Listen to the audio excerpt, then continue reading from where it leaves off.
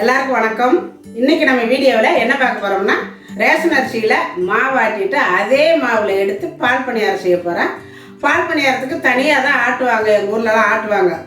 அந்த தனியாகவும் நம்ம ஆட்டி செய்யலாம், இந்த மாதிரியும் எடுத்து செய்யலாம். இன்னைக்கு இட்லிக்கு ஆட்டுற மாவில் இன்ஸ்டண்ட்டாக உடனே எடுத்து பால் பணியாரம் எப்படி செய்கிறது அப்படிங்கிறத இன்னைக்கு வீடியோவில் பார்க்க போகிறேன். அதுக்கு முன்னாடி நம்ம சேனலை இதுவரையில் சப்ஸ்கிரைப் பண்ணாமல் இருந்தால் சப்ஸ்கிரைப் பண்ணி வச்சுக்கோங்க. பக்கத்தில் இருக்கிற அந்த ஆளுங்க பெல்ல அமுத்து வைங்க, அப்போ தான் நாங்கள் போகிற வீடியோ உடனே உங்களுக்கு கிடைக்கும். வாங்க இப்போ குயிக்காக பால் பணியாரம் சூடாக நல்லா மொறுன்னு எப்படி செய்கிறது அப்படிங்கிறது பார்க்கலாம். குயிக்கானா இவ்வளோ குயிக்கா பக்கத்துலேயே பால் பணியாரம் வச்சுட்டு எங்கள் அம்மா இவ்வளோ பேசுகிறாங்க. மேஜிக் பண்ணியாச்சு பாருங்க. அப்படி மேஜிக் பண்ணோன்னா வந்தாச்சு பால் பணியாரம். இட்லிக்கு ஆட்டி இப்போ தான் கலக்கி வச்சுருக்கேன். கலக்கி வச்சுட்டு அதே மாவில் வெறும் அரிசி மாவை 3 கை அள்ளி வச்சுருக்கிறேன். இதில் வெங்காயம், குருமிளகு, சீரகம், கருவேப்பிலை, கொத்தமல்லி, கொஞ்சம் போல் பெருங்காயம், ஒரே ஒரு பச்சை மிளகாய் எல்லாம் வெட்டி போட்டு வச்சுருக்கிறேன். கூட கொஞ்சம் போல் உளுந்து மாவு,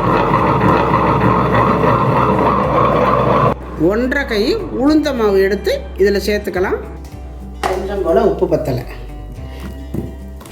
இந்த அரிசி மாவில் கொஞ்சம், உளுந்த மாவில் கொஞ்சம் எடுத்து இந்த மாதிரி நீங்கள் போட்டு செஞ்சு கொடுத்து பாருங்கள். நினச்ச உடனே செஞ்சு சாப்பிடலாம். இது ரொம்ப நல்லாவும் இருக்கும், வித்தியாசமாக நல்லா மொறுன்னு ரொம்ப நல்லாயிருக்கும். கொஞ்சம் தண்ணியாக தான் இருக்கும். வேணும்னா கொஞ்சம் அரிசி மாவோ இல்லை ஏதோ ஒன்று கூட போட்டுக்கலாம். இந்த அளவு இருந்தாலே நல்லது தான்.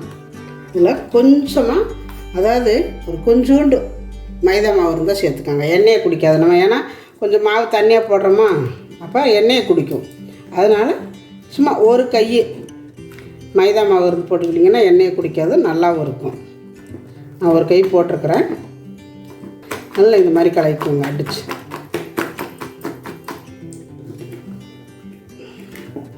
நல்லா பொங்க அது மாதிரி அடித்து கலக்கிக்கணும். அவ்வளோதான். இப்போ நம்ம மாவு கலக்கியாச்சு. பார்த்திங்கன்னா எண்ணெய் காஞ்சிட்ருக்குது. இதான் நம்ம கையால் போடுறதுனால போடலாம், இல்லைன்னா ஸ்பூனால் கூட எடுத்து போட்டுக்கலாம். கொஞ்சமாக எடுத்து இந்த மாதிரி. இப்போ பாருங்கள், உடனே நம்ம ஆட்டின மாவுலேருந்து பால் பணியாரம் ரெடி ஆயிடுச்சு. எண்ணெய்க்கில் போட்ட உடனே சாப்பிட வேண்டியதான். இல்லை ஒரு சைடு வெந்தோடனே திருப்பி வச்சுக்கோங்க.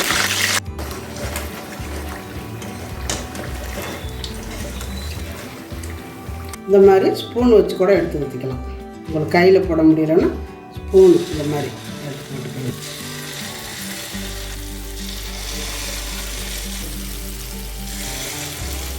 அவ்வளோதான். இந்த மாதிரி போட்டுட்டா நல்லாயிருக்கும். பாருங்கள், நான் இப்போ போட்டதை காட்டுறேன். எவ்வளோ நல்லா மொறுப்பாக இருக்குங்க. அடுப்பை ரொம்ப ஸ்பீடாக வைக்கணும், கொஞ்சம் மினிமமான தீயில் வச்சுக்கோங்க. இவ்வளோ நல்லா மொறுன்னு இருக்கும் பாருங்கள். நான் உடச்சி காட்டுறேன். எடுத்து உள்ள இருந்து வெந்து நல்லா சுடுது பாருங்க, எவ்வளோ அழகாக நல்லா நம்ம இதுக்கெல்லாம் தனியாக போய் மாவு அரைக்கணும் அப்படிங்கிறதே இல்லை. திடீர்னு நம்மளுக்கு சாப்பிடணும்னு ஒரு ஆசை வந்ததுன்னா நம்ம இட்லிக்கு மாவு ஆட்டும் பொழுது இந்த மாதிரி நம்ம எடுத்து செஞ்சு கொடுக்கும் பொழுது ரொம்ப நல்லாயிருக்கும், டேஸ்ட்டாக இருக்கும். நல்லா மொறுன்னு இருக்கும். சூடாக அப்போவே செஞ்சு சாப்பிட்றதுக்கு ரொம்ப நல்லாயிருக்கும்.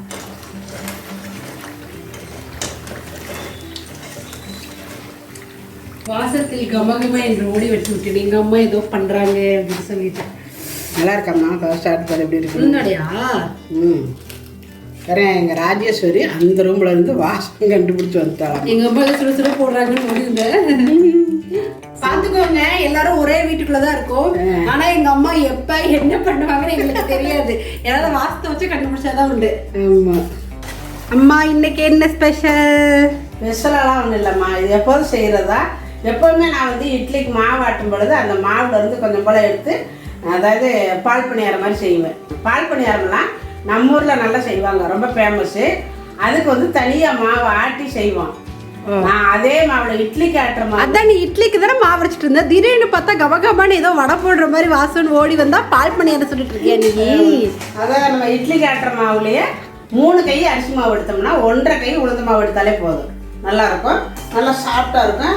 இது எப்படின்னா தேங்காய் பாலில் போட்டு சாப்பிடலாம், சும்மா வடை மாதிரியும் சாப்பிடலாம், பசும்பாலில் போட்டு ஊற வச்சு சாப்பிட்டா இன்னும் நல்லா இருக்கும். இது இப்போ வந்து அப்படியே சாப்பிட்றதுக்கு ரொம்ப நல்லா இருக்கும். அதனால அப்படியே சாப்பிட்றதுக்கு வடை மாதிரியே இருக்கு, ஆனா கொஞ்சம் கார கம்மியா இருக்கு, இனிப்பா இருக்கணுங்கிறதுனால. ஆமா, நம்ம இனிப்பு இது பாலில் போடும்ல, அப்போ நம்ம காரம் நிறைய இருக்கக்கூடாது, அதனால கம்மியாக போட்டுக்கிறேன். அவ்வளோ டேஸ்டா இருக்கு. ஆனா மொறு மொறுன்னு இருக்கு பாரு. சூப்பர். இட்லி மாவு அரைக்கும் போது சைட் பை சைடா வடை போயிட்டு இருக்கு. யாராவது வீட்டுல இட்லிக்கு மாவு அரைச்சிங்கன்னா ஒண்ணு உளுந்த வடை போடுங்க, இல்லைன்னா இந்த மாதிரி பால் பணியாரம் போட்டு உடனே சாப்பிடலாம். நம்ம கத்துக்கணுங்கிறது இல்லைங்க, நம்ம வந்து அரைக்கிற மாவுல கொஞ்சம் கூட எடுத்து நீங்க ட்ரை பண்ணி பாருங்க, ரொம்ப நல்லா இருக்கும். உடனே நம்ம வந்து உளுந்த வடைக்கு ஆசைப்பட்டோம்னா இந்த மாதிரி செஞ்சு சாப்பிடுங்க. எடுக்க போறாங்க வடையா, போண்டாவா, உருண்டையா, சுயமா, என்ன பேரும் நீங்க வச்சுக்கோங்க இல்லையா? வச்சுக்கோங்க. நாங்க பால் பணியாரம்னு சொல்லுவோம்.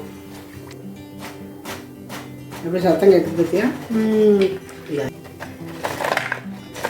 மொறு மொறு மொறு சவுண்டு. பால் பணியாரம் பாலுக்குள்ள போடலையா மம்மி? பாலில் போட்டு சாப்பிட்றத விட இது நீங்கள் உடனே சாப்பிடும் பொழுது நல்ல மொறு மொறுன்னு நல்லா இருக்கும். அதாவது என்ன சொல்றது, முறுக்கு சாப்பிட்ட மாதிரி நல்ல மொறு மொறு. பாலில் போடுறதா போட்டுக்கலாம். ஊற்றி எவ்வளோ நேரம் கழிச்சுமா சாப்பிடணும்? பால் ஊற்றிட்டு ஊற்றினோடனே எடுத்து சாப்பிடலாமா, நல்லா தான் இருக்கும். ஊற வேண்டாமா அது? இல்லை, ஒரு உடனே ஊறிடும். ரொம்ப நேரம் ஊறிச்சுன்னா ஒரு மாதிரி குழப்பாயிரும். இப்போ பாருங்க, பால் பணியாரம் ஈஸியாக ரெடி பண்ணிட்டா. இது வந்து நம்ம இட்லிக்கு ஆட்டின மாவுலேயே ரெடிமேட் இட்லி மாதிரி ரெடிமேடு பால் பணியாரம் பண்ணியாச்சு. பால் எடுத்துருக்கிறேன், வெது வெதுப்பான பால் கொஞ்சம் போல். அதுக்கு சர்க்கரை, ரொம்ப சர்க்கரை இழுப்பு வேண்டாம், ஓரளவு லைட்டாக போட்டாலே போதும். இது ரொம்ப நல்லா இருக்கும். ரெடி பால் பணியாரமா ரொம்ப சூடான பாலில் போட்டக்கூடாது, காய்ச்சி ஆற வச்ச பாலாக இருந்தாலும் பரவாயில்ல. சூட்டோட போட்டோம்னா எந்த மாதிரி ஆயிரும், நல்லா இருக்காது. நான் போடுறேன்.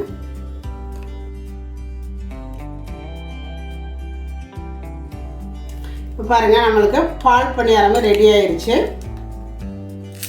வாவ், கிறிஸ்பியாக வருதுல்ல, நல்ல மொறு மொறுன்னு இருக்குல்ல. ஒரு மணி எதுவுமே நம்ம போடலை, அவ்வளோ நல்லா மொறு மொறுப்பாக நல்லா இருக்கு. சூப்பர். இந்த ராஜேஸ்வரி இப்போ சாப்பிட்றான். எப்படி இருக்கு, நல்லா இருக்கா? அந்த இனிப்புக்கும் அந்த காரத்துக்கும் புளிப்புக்கும் நல்லா இருக்கு. புளிப்பு என்ன? லைட்டாக புளிப்பு இருக்கு அந்த உளுந்துல. உளுந்து நல்லா இருக்கா? இனிப்பு, காரம், புளிப்பு, சூப்பர். அதுவும் இந்த பாலோட சாப்பிடும்போது டேஸ்டாக இருக்கு. இது சொன்ன மாதிரி ரொம்ப நேரம் ஊறக்கூடாது, உடனே சாப்பிட்றணும். இந்த உனக்கு ஒரு வை இந்த மாதிரி பாலுக்குள்ள ஊற வச்சு நம்ம எடுத்து சாப்பிட்டா அவ்வளோ நல்லாயிருக்கும். பிள்ளைங்களுக்கெல்லாம் கொடுக்கும் பொழுது நல்லா எடுத்து மொறு மொறுன்னு எடுத்து சாப்பிடுவாங்க. பாலில் போட்ட உடனே சாப்பிடணும். அப்போ கொஞ்சம் கொஞ்சமாக போட்டு வச்சுக்கணும் சாப்பிடணும். ஆமாம், அப்பப்போ போட்டுக்கணும். போட்டு ரொம்ப நேரம் வச்சிடக்கூடாது. இதே மாதிரி நீங்களும் ஒரு முறை செஞ்சு பாருங்கள். செஞ்சு பார்த்துட்டு எப்படி வந்துச்சு அப்படிங்கிறத எனக்கு கமெண்டில் சொல்லுங்கள். இந்த வீடியோ பிடிச்சிருந்தா லைக் பண்ணுங்கள், ஷேர் பண்ணுங்கள். செட்டிநாடு சமையலுக்கு சப்ஸ்கிரைப் பண்ணுங்கள். நன்றி. வாழ்க வளமுடன்.